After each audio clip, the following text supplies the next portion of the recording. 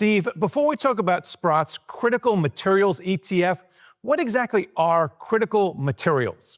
So critical materials, it's an industry term. A lot of governments have definitions of what critical materials are. For us, we view those as materials. We have 9 that are needed for the generation, storage, or transmission of cleaner energy. Things like uranium, silver, rare earths, battery metals, and copper. Well, uranium is coming back into vogue. What is the uranium story right now? Because I know it's critical.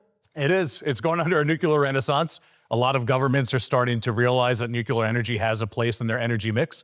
And it's not just limited to governments, it's also big tech. As AI and the energy-hungry data centers start to take hold, there's a need for reliable baseload power. So from both the private and public enterprises.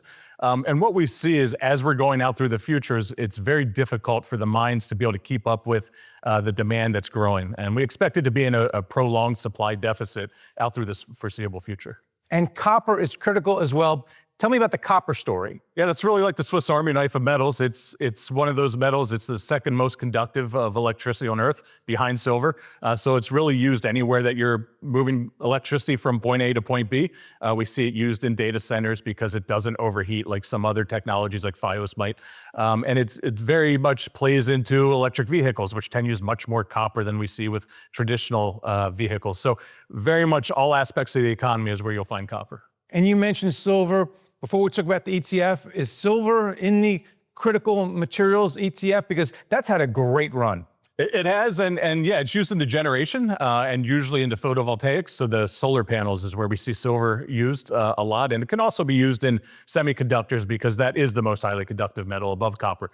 So we see a lot of usage there, but similar to what we see with other critical materials, it's facing some supply issues that we see as well. And it's actually been in a deficit for the last 6 years. Okay, so we've named a few critical materials.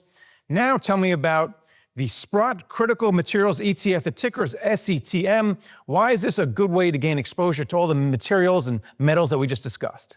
Yeah, it's really that one-stop shop for critical materials. So what we found is some investors are very knowledgeable in this space, and they might want to take those individual positions, whether it be in a uranium or a silver ETF. SETM allows investors to participate in the critical materials bull market that we see happening with one ticker and not have to pick the winners and losers between each individual metal. And just quickly, we were hearing about rare earths for a while, mostly due to politics, because we need them and China has them. So can you just talk about the difference between critical materials and rare earths, or does one file into the other? Yeah, if you think of critical materials as the umbrella, rare earths would be one of the pieces under that umbrella. So like we have uranium and copper, rare earths would be its own separate segment within critical materials. Very important as it relates to things like wind turbines and electric vehicles. We see it used a lot in the defense industry. So very critical indeed.